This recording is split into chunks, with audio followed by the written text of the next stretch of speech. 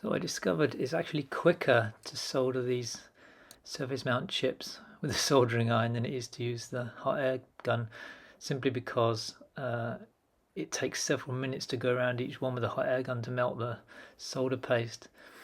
So it's actually quicker, and I think probably safer just to run around them with the soldering iron. Once you got it on the go and you got some solder on the soldering iron, then it's pretty easy just to touch it on each pin and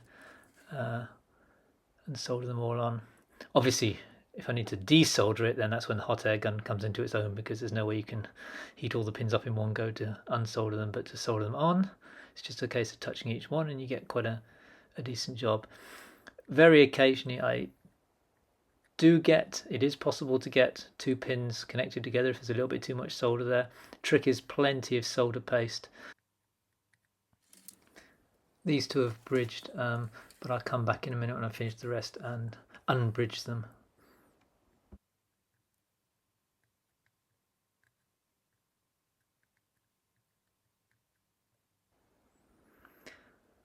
I think this will actually be a whole lot easier with a very small flat tipped soldering iron. I've only got a round one here, which makes it hard to get the heat into the pin quickly. So I've got some small flat ones on order, waiting for them to arrive.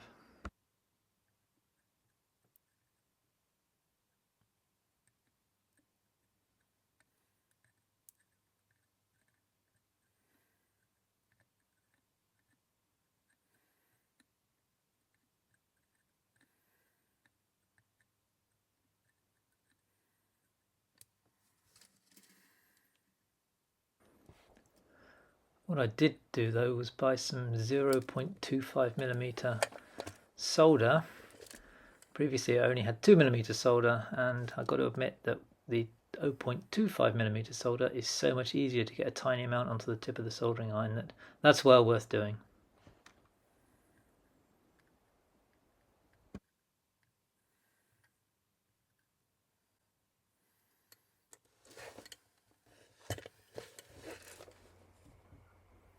What I need to do is unbridge those two pins there, and all that needs is a bit of extra flux on there. This is on a syringe with a fine needle on it actually.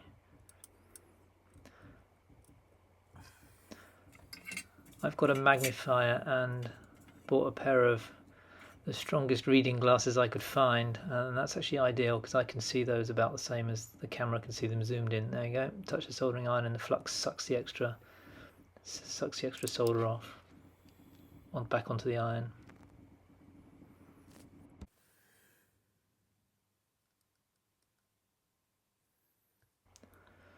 So that was the hardest chip done. This one is the stepper motor driver. That's got slightly bigger pins on it, so that should be easier.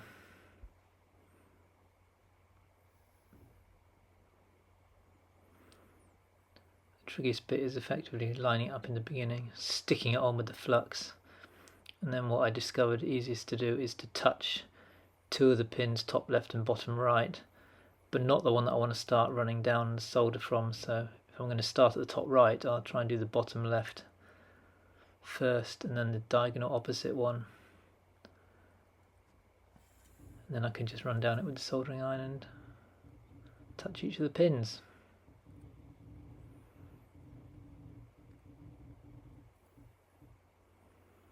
Yeah, with this round iron it takes a second or two for the heat to go into the pin because there's such a small contact area, but can't wait to get my flat iron and then it'll be easier, I think.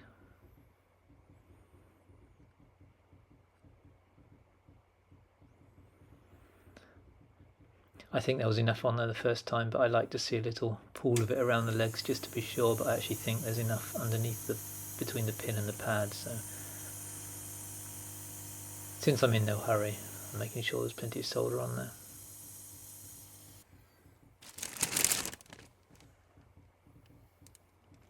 Yeah, looks good to me. Now the real-time clock module. Here I want to be careful that the solder doesn't migrate too far and end up in one of the holes for the crystal.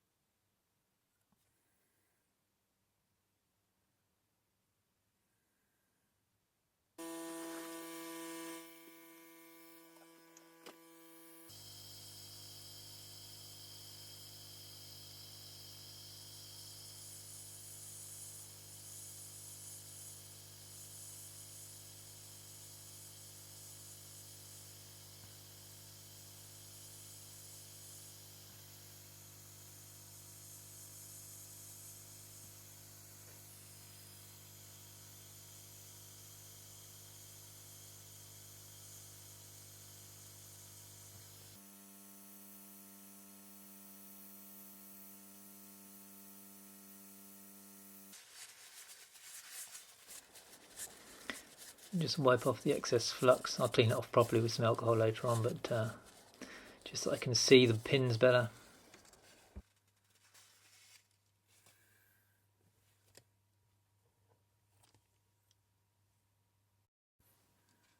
The USB sockets magically appeared there. I forgot to press the record button on the camera, I think. Unfortunately, when I designed the board, I measured the holes for the legs for the USB socket, but it doesn't quite fit. The holes aren't quite big enough for the legs on the USB to go through, so I ended up just bending them over and soldering them flat onto the through holes that they should have gone through, but it's perfectly secure, so it's not a problem. But if there was a version 2 of the board, I would make sure that I made bigger holes for the USB legs to go through. They're not pins, they're actually flat pieces of metal, so they need to be somewhat thicker. And guess who didn't look at the data sheet closely enough? So there goes the crystal for the real-time clock. I also discovered I actually want some push buttons with longer press buttons on them, because this board needs to be inside the 3D printed case, and the case is a couple of millimeters thick, and it would be ideal if the button protruded level with the case, or at least a little bit above the case. So I might order a few of those longer buttons and make up one with longer buttons on it. The programming header needs to go on now, so I can actually put the bootloader onto the chip and then the software. This is all pretty easy because it's straightforward 0.1 inch pitch stuff. And the display needs its header attaching. Clean it all with a bit of isopropyl alcohol. Gets rid of all the solder flux. Evaporates really quick, so dry off in a minute or two. There we go. I think I also put a decoupling capacitor on there, which is between the power rails for both the Atmel and the stepper motor driver chip. And the display header. And meanwhile, the 3D printer is busy making the mechanical bits of it. There's quite a few parts to it, I think 7 or 8, so it takes it a while to print all the bits, especially the main casing. Okay, so this is the first board I've actually populated in one go. The very first one, I did the microcontroller, made sure I could program it, and I did the stepper motor driver, check that worked, then I did the clock, check that worked, and discovered a couple of very minor issues with the board, but this time I've just put all the components on in one go, and I just want to do a basic check, make sure that we've not got any shorts in it on the power side. So okay, check my probe, and yeah, there's no power shorts on it, so I'm just going to go right ahead and try and program it. This is my in-circuit programmer, which needs to be plugged in the right way around, obviously, like so. Just checking the red and the black there, good. And then I can plug that into the computer, and then I'll record the screen on the computer. Okay, so let's first of all make sure the board is set rightly. So I've got breadboard AVR with 8 MHz internal clock, because I'm not using a crystal for the microcontroller. My programmer is a standard Uno, that one there, with a tiny simple programmer shield I made. Just breaks out a couple of pins basically to have LEDs. And then what I first need to do is to burn a bootloader. So let's have a go at that. Hopefully success. Right, so verified the bootloader and it thinks it's uploaded it fine, so that's great. Okay, so now it's time to burn the program on there. So I do that with upload using programmer. Because I'm using a separate programmer here, I can't just upload the programmer, so I try and upload it to the Uno, right? So upload using programmer. And we see what happens.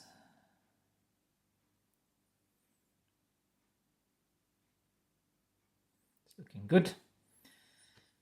If something is wrong, it usually fails almost instantly and says can't communicate with board and so on. So once it starts putting hash symbols there, it's probably going to work as long as I don't unplug it. Excellent, so it thinks it's written some program onto there. So let's have a look and see what we got. Yeah, hey, we have an interface appeared there.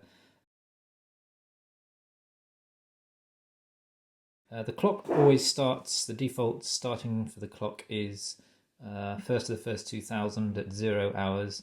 Now I actually put the battery into this one about an hour ago, and that's why it's now started counting at that point. The code I've got doesn't actually set a time at the moment, so it's just going to count on, and I've got no way of setting the time, so that obviously needs code to do that. It's easy to do. Once you've got the code running, I can set the time to anything I want, but obviously I actually want the user to be able to set it on the interface here. Should be that when I press the button, it'll go to the feed now option, which will let me feed the fish, so I can test the stepper motion now with that. So I've got a 3D printed part here. I can plug into there. It's got the motor on it. I don't think there's any issue with plugging those in with it live. It doesn't do anything until you start it. So now, let's see if I long press this, it should start stepping the motor.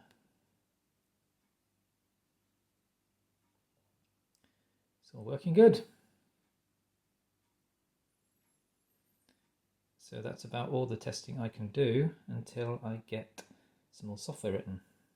Should stop there, yep. And what I can do now is I don't need it plugged into the programmer anymore, so I can unplug it completely from the programmer and simply plug it into a USB port. So I plug that into there. And this has got old-fashioned USBs on it because that's when I had the board made, so plug that into a power supply. It's just a power bank. Turn the power bank on. There's a couple of seconds delay because I've built a couple of settings in there to allow the power to stabilize before I start trying to talk to the clock. I discovered that the clock can get a bit upset if you try and talk to it whilst the power hasn't stabilized. I suspect it only needs milliseconds, but I set it to a couple of seconds just to be sure. And the clock is still counting, so 1 hour and 6 since I put the battery in there. Next, I've got to wait for a few more 3D parts to be printed and we can assemble it.